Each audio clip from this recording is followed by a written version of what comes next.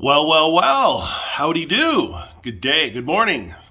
Something on all those salutational things. We got a product review. So we got ourselves the Fanttik X8 Apex tire inflator. Really, really cool.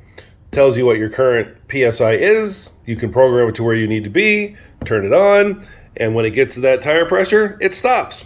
Couple reviews I've seen on these. F the Pump did one and a couple others on YouTube.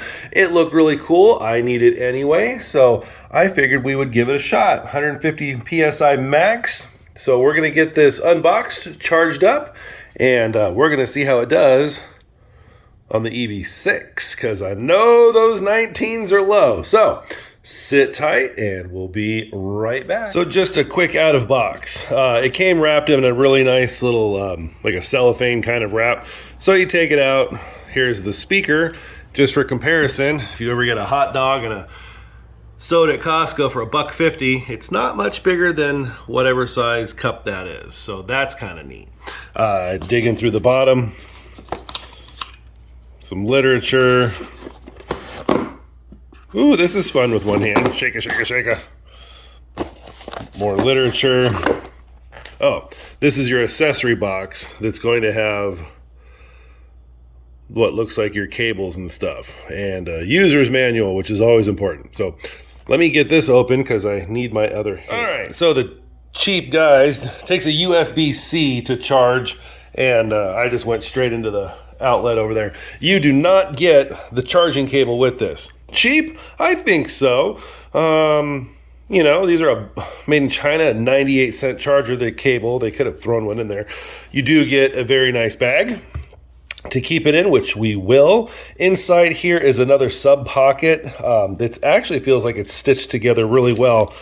And then you get your little accessory inflators, basketball, and things like that for shooty hoops or whatever. Uh-oh, hang on real quick. I think I messed up. Oh yes, the perils of being dumb. You do get a charging cable with it, and it is a USB on one end and a USB-C on the other. So, Fanttik, I totally apologize. They do give you the cable. Onward! You get a couple, well, shooty hoops inflator, and you can keep all those in the package in here, which is exactly what we're going to do because I will lose them. And then you get a fairly, it feels pretty stout, this is your actual inflating hose. Screw it into your tire and screw it into the machine. But it's cold, so it feels a little more rigid than it should be. But it actually feels pretty stout. So we're going to get this all charged up, and it looks like it's basically there. We'll slap this on the EV6, and we'll see how well it works. Okay, here we go. So the Kia likes the front tires at 36 PSI, weep, cold. Yeah, I think we're gonna go a little bit higher than that because it says on the tires, I believe it says 41 pounds cold. Hang on a second. Yeah, here we go. Max pressure, we're not gonna be anywhere near that, is 51 PSI. So because the vehicle weighs a lot, I do like to keep the tire pressures a little higher. I keep my Tesla at like 43, 44 pounds. This says 36, we're gonna go to like 40. Because I think we're going to Yuba City for Christmas here in a week or so. I think, plans are still changing. And we're gonna have a bit of stuff in here, so I will run the tires up. So here's what we got. So you long press the power button, which will be in the center, and it will bring up your display. And then your up and down buttons, you can select where you want your pressure and it will automatically set.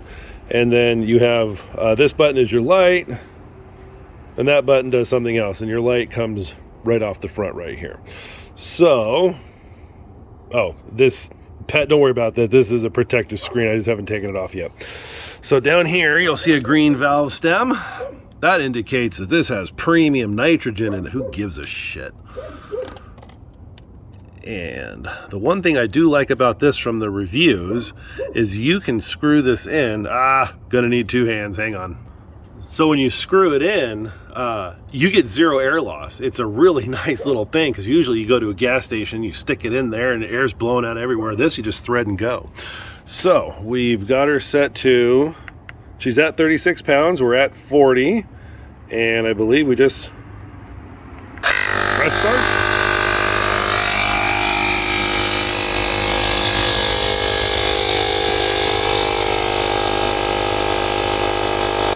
So we'll let her run up. You can probably still hear it. That little sucker is loud. Don't make any mistake that it's some quiet thing.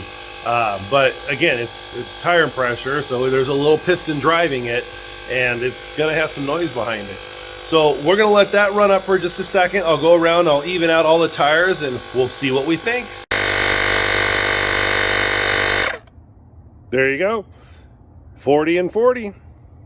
So we're gonna move up to the other tires and we'll check it out. All right, I'm gonna get on my high horse about proper, wow, look at that sunset. That is just gorgeous. I'm gonna get on my high horse real quick about proper vehicle maintenance. We're on tire number 3. One of the tires didn't have the valve stem on it. It's not the end of the world and nobody really cares. But you get a little piece of debris in there and it hits the end of the valve stem. And you could start losing air, or somebody sticks a rock in there. In the grand scheme of things, it's probably never gonna happen, but keep your car looking good. Speaking of that, that is gonna get a full wash and detail tomorrow.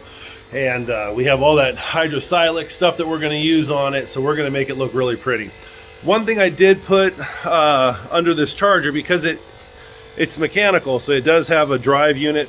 That's what pulls the air in and then pumps it through. It walks and rattles and everything else. So I put a towel underneath it. Car going by.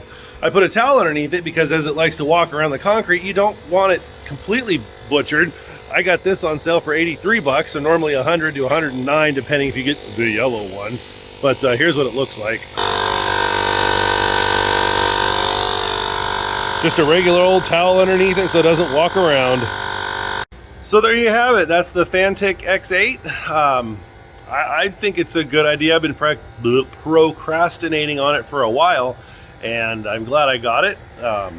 Be able to stay on top of tire pressures, which I try to do, but I'm not very consistent. And especially with the way that the weather changes up here, it's literally freezing one night, and today, I don't know how warm it was, but it was warm. It was shorts and t-shirts today. So is it a quality purchase? Absolutely. It feels quality. It's got some weight behind it, and I don't really care about the noise that it makes. It's a tire compressor. They're supposed to. So is it worth having? Absolutely. Am I disappointed I bought it? Absolutely not. Did I pay for it with my own money? Yes, I did. So I figured I would just put that together for you guys, and we'll work on this tomorrow, and we'll put up a video on all that hydrosilix. So until then, guys, have a great day, and have a wonderful weekend.